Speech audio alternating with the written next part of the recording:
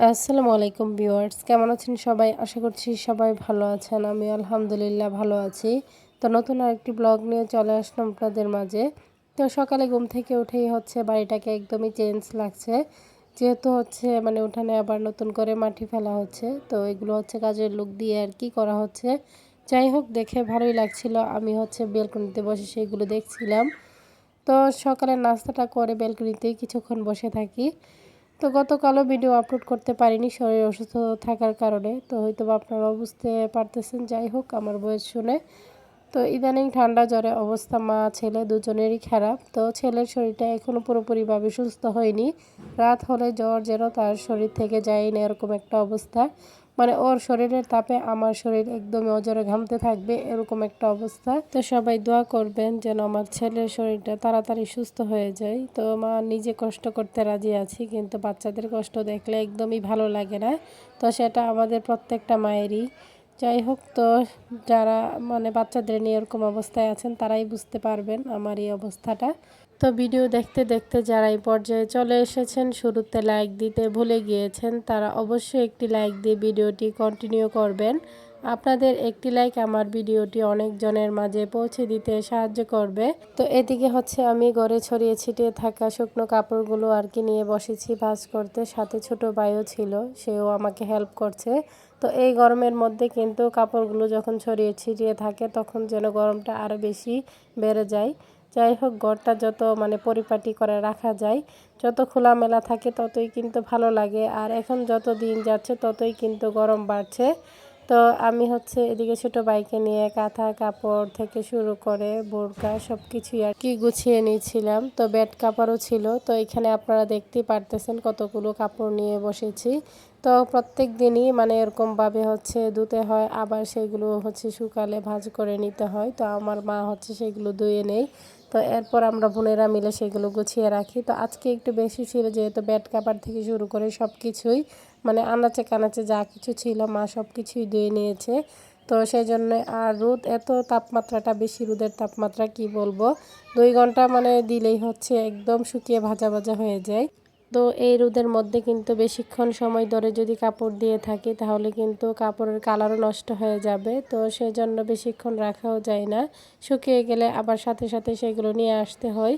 যাই হোক, এদিকে এক পাশ থেকে আমি নিয়ে রাখছিলাম, আরেক পাশে ছোটো ভাইও নিয়ে রাখছিল। এভাবেই 2 ভাই বোন মিলে কাপড়গুলো গুছিয়ে নিয়েছি। তো এরপর শাওয়ার দিয়ে বাচ্চাদেরকে নিয়ে খাওয়া দাওয়া করলাম। তো বিকেল দিকে যেহেতু যাব একটু টেইলারের কাছে, তো এই যে ড্রেসটা দেখতে পারতেছেন, এটা দীর্ঘদিন ধরেই আলমারিতে পড়ে আছে। তো বানাবো বানাবো বলে আর বানানো হচ্ছে না, তাই এবার সিদ্ধান্ত নিলাম যে বানিয়ে ফেলবো। তো এখানে আমার 2টা ড্রেস আমি নিয়ে নিয়েছি। তো বোনেরও কিছু ড্রেস দিবে টেইলার্সের কাছে, সবাই একসাথেই যাব, সাথে কাজিনও যাবে। তো আমরা এখনই রওনা দিয়ে দিব। যাই হোক, তো সব কিছু রেডি করে নিচ্ছিলাম যে কোন মাপে বানাবো কি করব সেগুলোই। তো এরপর বোরকা পরে রেডি হয়ে সবাই মিলে বেরিয়ে পড়েছি, টেইলার্সের কাছে যাব সেজন্যই। তো এত গরম লাগছিল কি বলবো, বাইরে বের হওয়ার পরেই মনে হচ্ছিল যেন গরমের কারণে একদম শ্বাস বন্ধ হয়ে যাবে। তো একদমই অস্থিরতা লাগছিল। আর বোরকা পরে তো বুঝতেই পারছেন কীরকম একটা অবস্থা। তো ঘরে বসে ফ্যানের নিচে বসে থাকলেও মনে হয় যেন শরীরে বাতাস লাগে না। আর যখন বোরকা পরে বের হয়েছি তখন তো আরও অবস্থা খারাপ ছিল। তো এখানে ক্যামেরা অন দেখে আমার কাজিন একটু দুষ্টুমি করছিল, হাই হেলু দিচ্ছিল। তো এখানে মেয়ে তার মুখটা একটু ঢং করছিল আর কি। যাই হোক, সে এরকমটাই করে থাকে। তো এদিকে যাচ্ছিলাম, আবার অনেক কিছু মনে করছিলাম, অনেক আগেকার স্মৃতিও মনে পড়ছিল।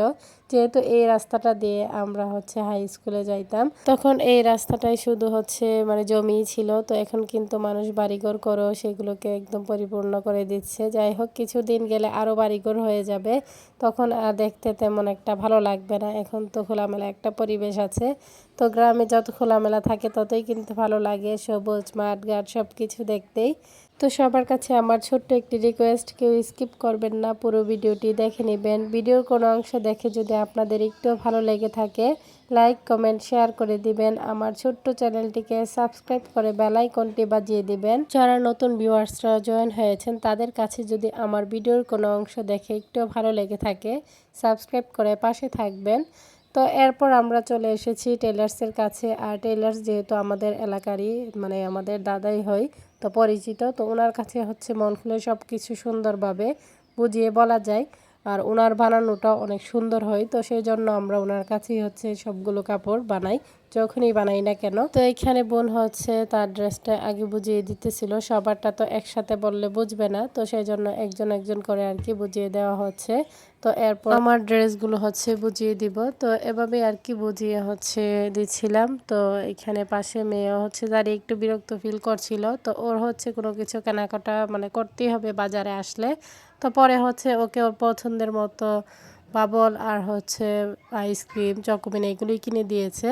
তো কাজিন যে গিয়েছিল সেও কিছু কসমেটিক্স কিনেছিল, সেগুলোর ভিডিও ক্লিপ আর আমার নেওয়া হয়নি, মানে একদমই ভালো লাগছিল না, ঠান্ডায় কি বলবো মাথা ব্যথা করছিল। তো এখানে আমার ড্রেসগুলো বুঝিয়ে দেওয়ার পর তো আমার কাজিন গিয়েছিল হচ্ছে তার মায়ের ড্রেস নিয়ে, তো সেটাই এখন বুঝিয়ে দিতেছিল। তো সেটাতে নাকি কিছু কাপড় লাগবে সেটাই বলছিল আর কি টেইলার্সের কাছে, তো উনি বলছিলেন যে পারলে এনে লাগিয়ে দিবে, আর নয়তো নিজেদেরই দিতে হবে।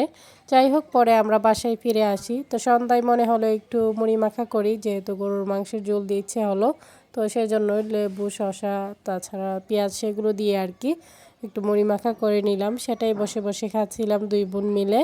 তো এই গরমের মধ্যে কেউই হচ্ছে মুড়ি মাখা খেতে রাজি নয়। তো বোন হচ্ছে বোম্বাই মরিচ দিয়ে খাচ্ছিল, তো আমি বোম্বাই মরিচটা ছাড়া এক পাশ দিয়ে খাচ্ছিলাম। তো যাই হোক, খুব মজা করেই খাইতেছিলাম আর গল্প করছিলাম। তো কেউ ভুলে যাবেন না, সবাই সবার সাথেই থাকবেন, সাপোর্ট করে যাবেন। তো একদিন দিতে পারলে আরেকদিন হয়তো বা দিতে পারি না শরীরে অসুস্থতার কারণে, মানে ইদানিং আমি কন্টিনিউ একদমই করতে পারতেছি না। তো সবাই ভুলে যাবেন না, পাশে থাকবেন, আমিও চেষ্টা করব আপনাদের পাশে থাকতে। তো এরপর রাতের বেলা তো সবাই মিলে বসছিলাম, কাজিনরা আসছিল, তো মা হচ্ছে দুধ চা বানিয়ে দিয়েছিস, তো এখানে সবাইকে নিয়ে খাইতেছিলাম আর গল্প করছিলাম। তো কারেন্টের কথা বললে বলার শেষ হবে না, মানে একদমই শান্তিমতো যে খাওয়া ঘুম কোনো কিছুই হবে না, মানে কিছুক্ষণ থাকবে কারেন্ট, বেশিরভাগ সময়টাতেই হচ্ছে থাকে না। তো গ্রামে হয়তো বা এখন প্রত্যেক এলাকাতে এরকমটাই হচ্ছে। যাই হোক, আমাদের সাথে এরকমটাই হচ্ছে। তো এখানে বসে বসে গল্প করে সবাই মজা করে চা বিস্কিট খেলাম, অনেক গল্প করলাম। তো আমার এক ছোটো চাচা আসছিল, তো ওনার সাথেই বসে অনেক ধরনের কথা মানে আমরা বলছিলাম, আলোচনা হচ্ছিল। তো আজকের ভিডিও এই পর্যন্তই, সবাই ভালো থাকবেন, সুস্থ থাকবেন, আমার পরিবারের জন্য দোয়া করবেন। চা খেতে খেতে এইখানেই বিদায় নিচ্ছি, আল্লাহ হাফেজ।